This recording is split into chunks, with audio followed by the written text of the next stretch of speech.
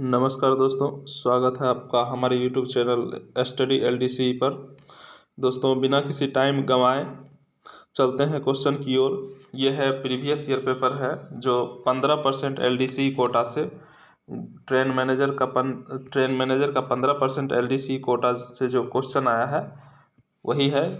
ये चलते हैं, देखते हैं इसमें क्या क्या क्राइटेरिया है। आगे देखिए, इसमें टोटल 110 क्वेश्चन रहता है। टोटल 110 क्वेश्चन रहता है, जिसमें 100 प्रश्न जो है उम्मीदवार को करना अनिवार्य होता है और 10 क्वेश्चन जो होता है राजभाषा का रहता है। और उसमें 110 क्वेश्चन में टोटल 100 क्वेश्चन करना अनिवार्य होता है। देखते हैं आगे। देखिए, इसमें निगेटिव मार्किंग होता है। देखिए, एक गलती पे 1/3 निगेटिव मार्किंग है। इसको जब आप लोग एग्ज़ाम देंगे तो इस सब चीज़ को ध्यान में रखते हुए चलेंगे। देखते हैं आगे क्वेश्चन की ओर चलते हैं बिना किसी टाइम गंवाए।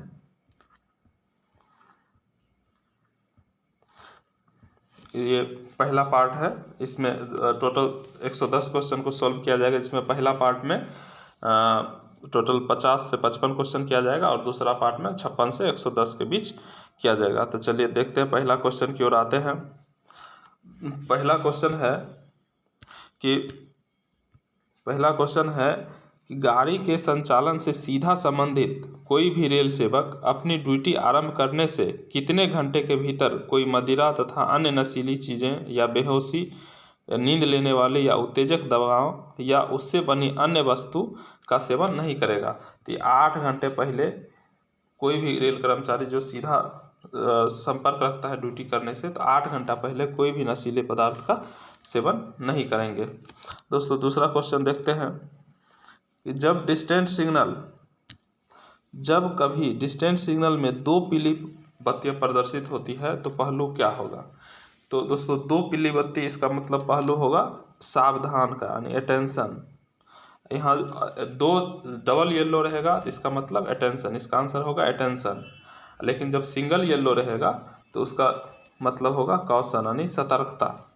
सिंगल येलो मतलब कॉशन, डबल येलो अटेंशन, और ग्रीन रहेगा जब ग्रीन रहेगा तो उसका मतलब होगा आगे बढ़ो, यानी प्रोसीड। डिस्टेंस में 3 पहलू होता है।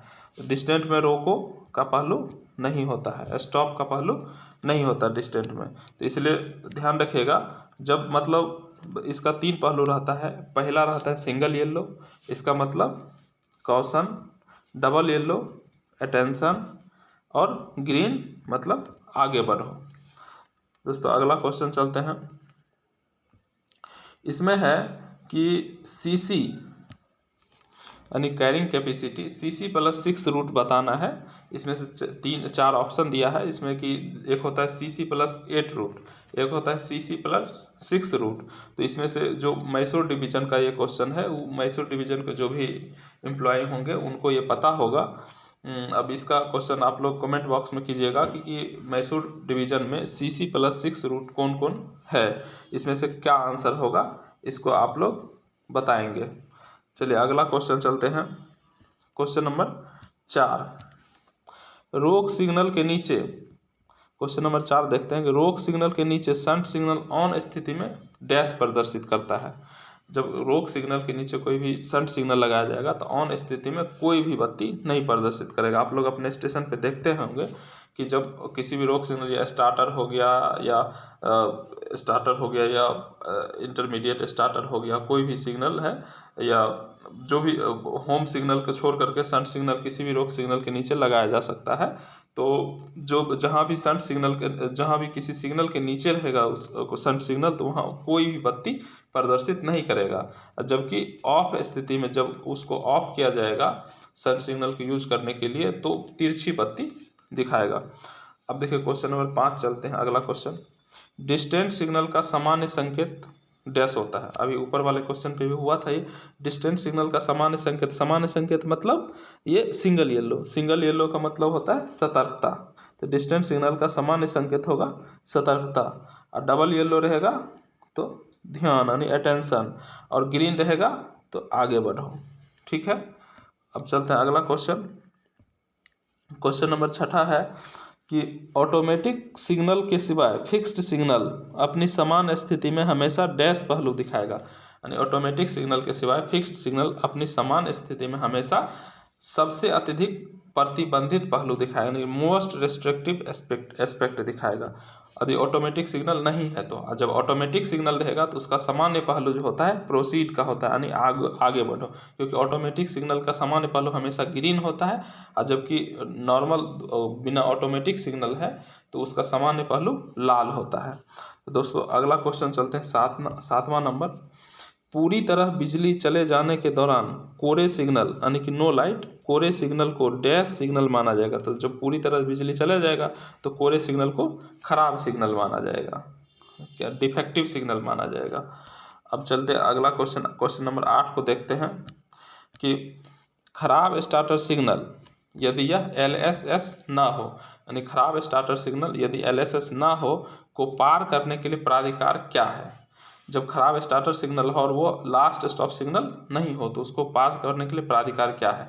तो इसको पार करने के लिए हो जाएगा ऑप्शन ए T3693B प्लस आगे बढ़ो, ये भी होगा, और बुलावा सिग्नल यानी कॉलिंग सिग्नल को ऑफ में लिया जाएगा, ये भी होगा। यानी इसका राइट आंसर होगा सी, यानी या तो ए या तो बी। यदि कोई खराब स्टार्टर सिग्नल है और वह लास्ट स्टॉप सिग्नल नहीं है तो उसको या तो T3693B डबल लाइन है तो T3693B और प्लस प्रोसीड हैंड सिग्नल दिखा करके उसको चला सकते हैं, और या तो कॉलिंग ऑन सिग्नल लगा हो, क्योंकि कॉलिंग ऑन सिग्नल जो है लास्ट स्टॉप सिग्नल को छोड़ के किसी भी सिग्नल के नीचे लगाया जा सकता है, इसलिए कॉलिंग ऑन सिग्नल हो तो कॉलिंग ऑन सिग्नल को भी लोअर करके उसको चलाया जा सकता है। अब देखते हैं अगला क्वेश्चन है 9, क्वेश्चन नंबर 9 देखते हैं। जब IBS ऑन पर हो तो लोको पायलट तुरंत रुकेगा और डैश से संपर्क करेगा। यानी जब IBS ऑन यानी कि लाल शो कर रहा हो तो लोको पायलट वहाँ रुकेगा और पिछले स्टेशन के स्टेशन मास्टर से संपर्क करेगा, पिछले स्टेशन के स्टेशन मास्टर से संपर्क करेगा जब IBS ऑन कंडीशन में हो। चलिए अगला क्वेश्चन चलते हैं, प्रश्न संख्या 10 पे चलते हैं। अब जब IBS ऑन पर हो और टेलीफोन भी खराब हो तो 5 मिनट रुकने के बाद लोको पायलट दृश्यता स्पष्ट होने पर या ना होने पर कितने किलोमीटर प्रति घंटा से अगले स्टेशन के FSS यानी फर्स्ट स्टॉप सिग्नल तक जाएगा। जब लोको पायलट ये देखेंगे कि IBS खराब है यानी ऑन है, लाल है, तो 5 मिनट रुकेंगे। तो 5 मिनट रुकने के बाद जो पीछे का स्टेशन 5 मिनट रुकने के बाद जो चलेंगे तो वो मैक्सिमम स्पीड उनका होगा। जब दृश्यता स्पष्ट है तो 15 kmph होगा, और जब दृश्यता स्पष्ट नहीं है या धुंध कोहरे का मौसम है, रात्रि का मौसम है, तो 8 kmph मैक्सिमम स्पीड होगा, यानी कि 15/8 इसका राइट आंसर होगा। ठीक है, इसका राइट आंसर होगा 15/8, डी हो जाएगा। अब चलते हैं अगला प्रश्न संख्या 11 पे चलते हैं। आमतौर पर non interlock facing point, turn out और क्रॉस ओवर पर ट्रेनों की गति अधिक नहीं होनी चाहिए। देखिए ये अलग अलग डिवीज़न के लिए अलग अलग है। हम लोग के लखनऊ डिवीज़न जो है, नॉर्दर्न रेलवे के लखनऊ डिवीज़न, इसमें WTT में इसका उल्लेख है कि आमतौर पर non interlock facing point, turn out या क्रॉस ओवर पर ट्रेन की मैक्सिमम स्पीड जो है 15 kmph से अधिक नहीं होना चाहिए। तो इसका राइट आंसर जो होगा 15 kmph होगा, कि 15 kmph से अधिक नहीं होना चाहिए। चलिए दोस्तों अगला क्वेश्चन चलते हैं, प्रश्न संख्या 12 पे। 12 में है ब्रेकियान उपस्कर में OTL का पूरा रूप, यानी कि OTL का मतलब होता है वन टाइम लॉक। इसका सही आंसर होगा ऑप्शन हो जाएगा बी, कि वन टाइम लॉक हो जाएगा OTL का। अब प्रश्न संख्या 13 पे चलते हैं। आपात स्थिति में बिना ब्रेक यान के मालगाड़ी चलाने का आदेश डैश द्वारा दिया जाता है। जब आपात स्थिति है तो बिना ब्रेक यान के मालगाड़ी चलाने का आदेश जो है सीनियर डियोम या डियोम दोनों में से कोई दे सकते हैं। तो इसका राइट आंसर होगा आइदर ए और बी, यानी या तो सीनियर डियोम देंगे या तो डियोम देंगे, कोई भी दे सकते हैं।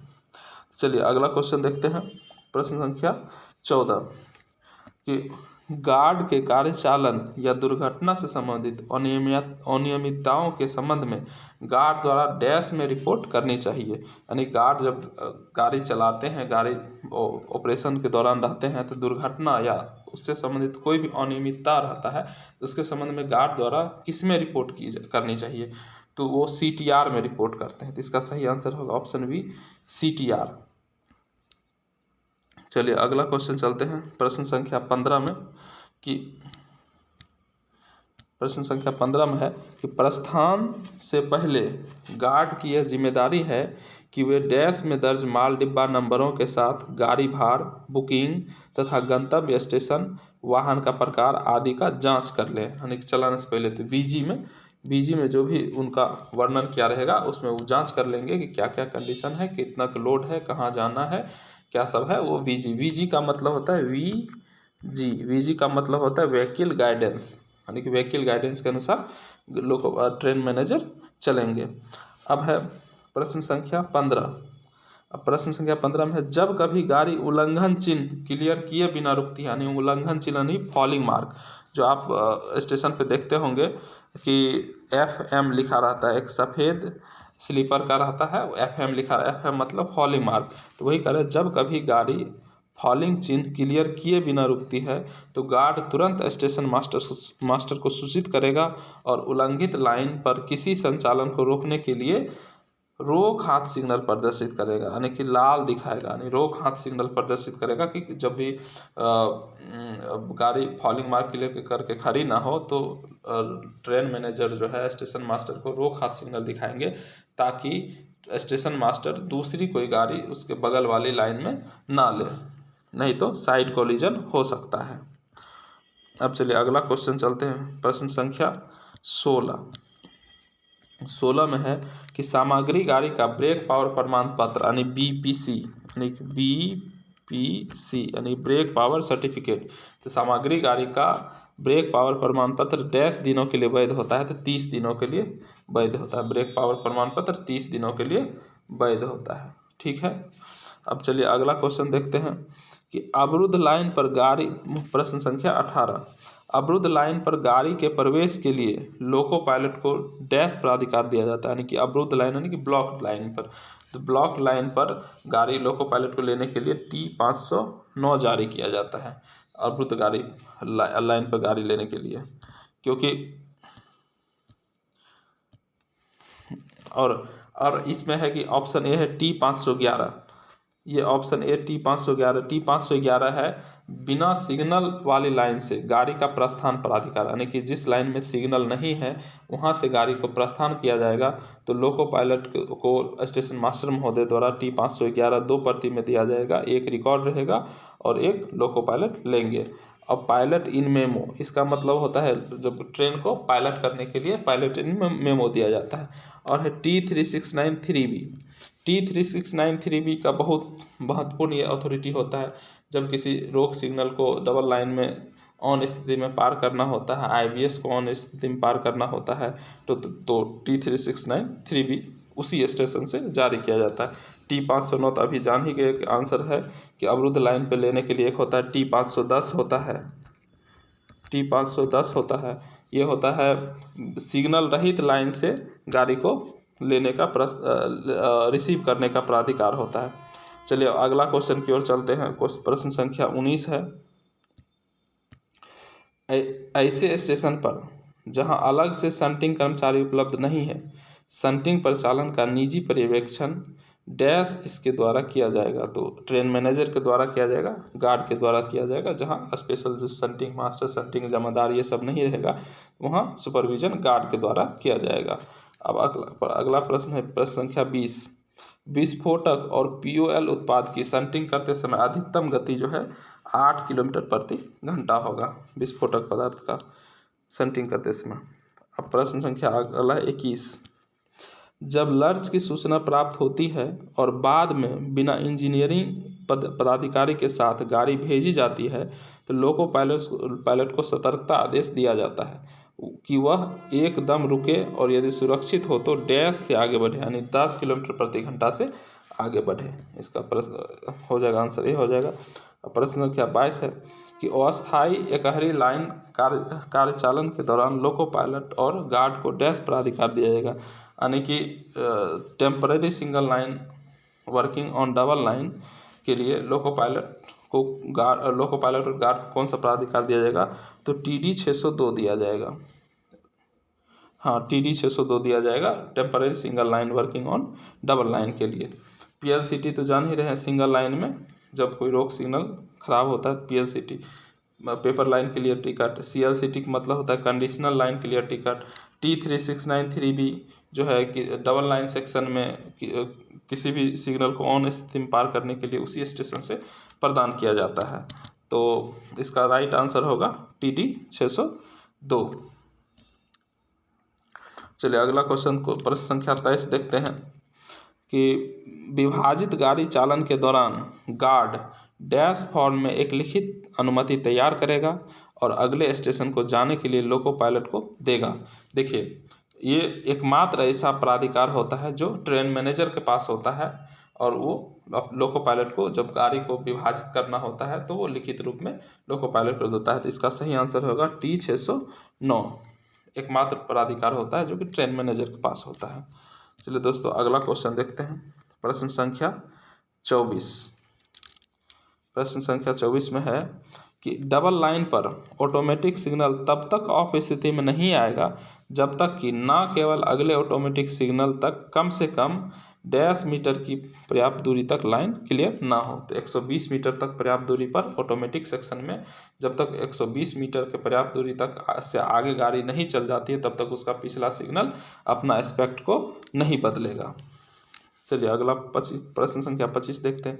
बुलावा सिग्नल यानी कॉलिंग ऑन सिग्नल को डैश के सिवाय किसी भी रोक सिग्नल के नीचे लगाया जा सकता है। कॉलिंग ऑन सिग्नल को लास्ट स्टॉप सिग्नल यानी कि LSS लास्ट स्टॉप सिग्नल को छोड़ करके किसी भी स्टॉप सिग्नल के नीचे लगाया जा सकता है। तो इसका सही आंसर हो जाएगा ऑप्शन B हो जाएगा, लास्ट स्टॉप सिग्नल को छोड़ करके। प्रश्न संख्या 26 देखते हैं। सतर्कता आदेश में डैश क्रम में प्रचलित सभी गति प्रतिबंधों का उल्लेख होना चाहिए, यानी कि कॉशन ऑर्डर जो होता है उसमें किस क्रम में लिखना चाहिए। तो ज्योग्राफिकल क्रम में यानी भौगोलिक क्रम में लिखना चाहिए। तो इसका सही आंसर हो जाएगा C यानी कि ज्योग्राफिकल क्रम में लिखना चाहिए। अब प्रश्न संख्या 27 देखते हैं। यात्री गाड़ी में जोड़े जाने वाले निष्क्रिय इंजन की संख्या के, देखिए पैसेंजर ट्रेन में मैक्सिमम जो डेड इंजन होता है ज़्यादा से ज़्यादा आप 1 लगा सकते हैं। तो इसका सही आंसर ऑप्शन B होगा, मैक्सिमम इंजन 1 लगा सकते हैं। चलिए अब देखते हैं प्रश्न संख्या 28 कि एक्सप्रेस गाड़ी में पिछले SLR के बाद एक निरीक्षक डिब्बे को छोड़कर लगाए जाने वाले डिब्बों की संख्या 2 होगा। एक SLR के पीछे एक निरीक्षक डब्बा को छोड़ करके मैक्सिमम 2 डब्बे लगाए जा सकते हैं। तो अगला प्रश्न संख्या 29 देखते हैं। मानक 2R अंतरपासित स्टेशनों पर यानी कि स्टैंडर्ड 2R इंटरलॉकिंग स्टेशन पर मेन लाइन पॉइंट पर गाड़ी के लिए अधिकतम अनुमत गति क्या होगा। तो 2R है तो 110 हो जाएगा।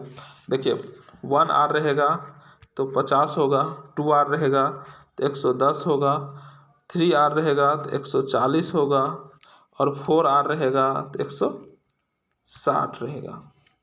ध्यान रखिएगा 1R 50, 2R 110, 3R 140, 4R 160 रहेगा इंटरलॉकिंग में।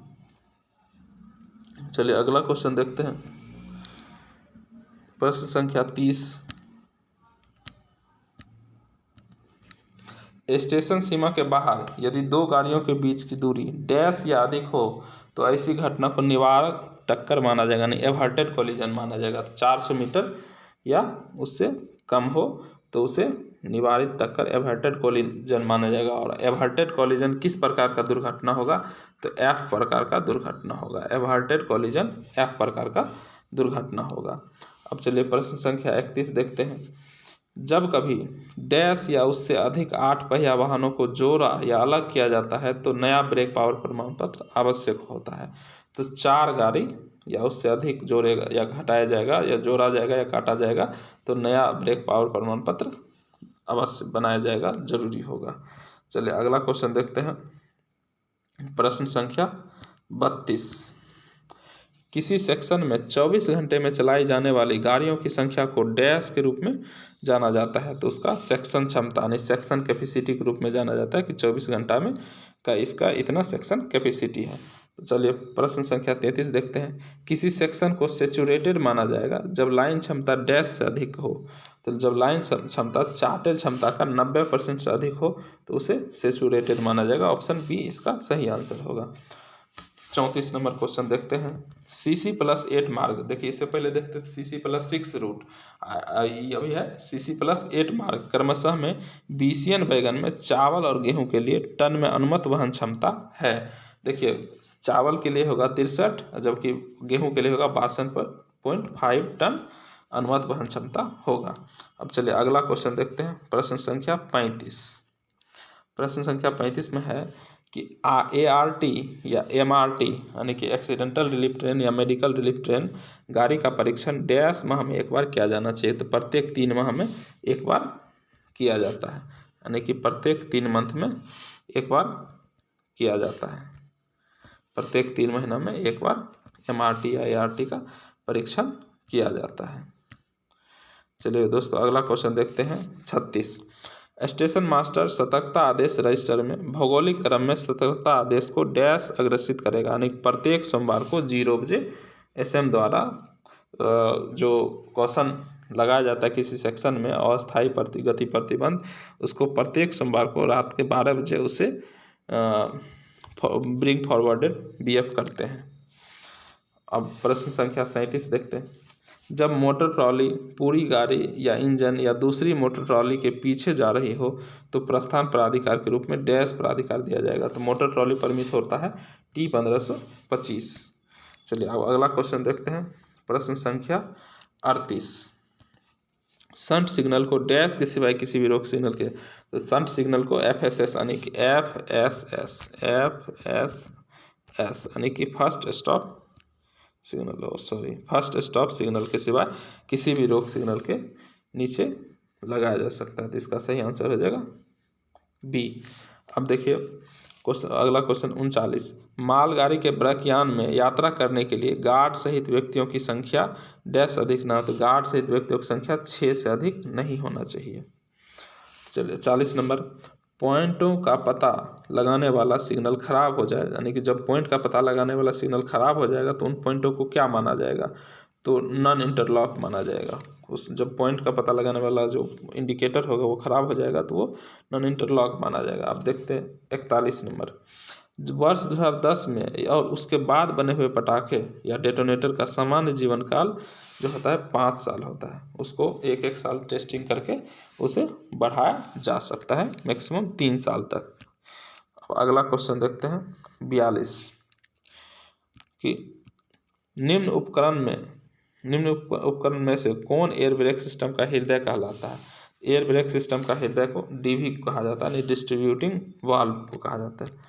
DV यानी डिस्ट्रीब्यूटिंग वाल्व को एयर ब्रेक सिस्टम का हृदय कहा जाता है। चलिए अगला क्वेश्चन 43। वैक्यूम ब्रेक सिस्टम में बाईपासिंग संभव है, यानी कि बाईपासिंग संभव है कब, जब twin pipe air brake system यानी कि BP और FP, जहाँ BP यानी कि ब्रेक पाइप और FP यानी कि फीड पाइप, जहाँ दोनों रहेगा तब जाकर वहाँ बाईपास प्रेशर किया जा सकता है। तो ऑप्शन इसका B होगा। अब 44 नंबर देखते हैं। Vestibule self generating AC3 tier sleeper coach का कोड क्या होता है। तो इसका कोड होगा WGACCN, यानी AC3 tier coach sleeper coach का होगा WGACCN और AC2 टियर का होगा WGACCW। अब अगला क्वेश्चन देखते हैं 45। प्रीमियम रेक के BPC का रंग हल्का हरा होता है। प्रीमियम रेक का BPC का रंग हल्का हरा होता है। अब देखते हैं 46 number question. BPC dash department द्वारा जारी किया जाता है। BPC is issued by dash department. तो ये कैरेज एंड वैगन यानी कि मैकेनिकल डिपार्टमेंट के द्वारा होता है। ऑप्शन B होगा कैरेज एंड वैगन। अब 47 देखते हैं। ट्रेन की BPC अमान्य डैश घंटे किसी स्टेशन पर स्टेबल होने पर हो जाती है। तो 24 घंटे किसी स्टेशन पर स्टेबल होगा तो उसका BPC यानी ब्रेक पावर सर्टिफिकेट अमान्य घोषित कर दिया जाएगा। तो ऑप्शन A इसका सही आंसर होगा। 48 नंबर देखते हैं कि निम्नलिखित में से कौन DV का कार्य नहीं है, यानी डिस्ट्रीब्यूटिंग वाल्व का कार्य नहीं है। ऑप्शन ए है कंट्रोल रिजर्वायर को चार्ज करना, ऑप्शन बी ऑक्सिलरी रिजर्वायर को चार्ज करना, ऑप्शन सी ओवर चार्जेस से रक्षा करना, ऑप्शन डी रिजर्वायर को चार्ज करना। तो इसका काम रिजर्वायर को चार्ज करना नहीं है, जबकि कंट्रोल रिजर्वायर को चार्ज करना है। तो इसका सही आंसर ऑप्शन डी हो जाएगा, ये गलत है। अब है 49 नंबर, CBC का फुल फॉर्म क्या है? CBC यानी सेंटर बफर कपलर। CBC का होता है सेंटर बफर कपलर सी। इसका आंसर होगा, LHB कोर्स में कहेगा, क्वेश्चन पूछा जाता है LHB कोर्स में किस प्रकार का CBC लगाया जाता है, तो LHB कोर्स में H प्रकार का CBC कोर्स लगाया जाता है। अब देखिए प्रश्न संख्या 50। प्रश्न संख्या 50 देखते हैं, A+ डिपो में जांचे जाने पर CC रेक की वैधता। देखिए होता है CC रेक दो तरह का होता है, एक A+ डिपो होता है, एक होता है B डिपो। A+ डिपो में होगा 7500 किलोमीटर अथवा 35 दिन, इनमें से जो भी पहले हो जाएगा, या तो 7500 किलोमीटर गाड़ी चल चुकी है या 35 दिन, जो भी पहले हो चुका है उसका उतना तक वैधता होगा। लेकिन एक होता है B डिपो। B डिपो में जब चेक किया जाएगा तो उसका होगा 6000 किलोमीटर अथवा 30 दिन, जो भी पहले होगा। तो ए में होगा 7500 किलोमीटर या 35 दिन, और बी में होगा 6000 किलोमीटर या 30 दिन। तो इसका सही आंसर होगा ऑप्शन ए, यानी कि 7500 किलोमीटर या 35 दिन। दोस्तों ये 50 क्वेश्चन तक इस सेट में किए हैं, और अगला इसका सेट होगा 51 से लेकर के 110 तक होगा, पार्ट 2 में आएगा। तब तक आप तैयारी अपना जारी रखिएगा, जिन जिन डिवीज़न में एग्ज़ाम होगा अपना तैयारी कंप्लीट रखिएगा, और इसमें जो भी त्रुटि होगा आप कमेंट सेक्शन में ज़रूर बताइएगा। जय हिंद, तब तक के लिए धन्यवाद।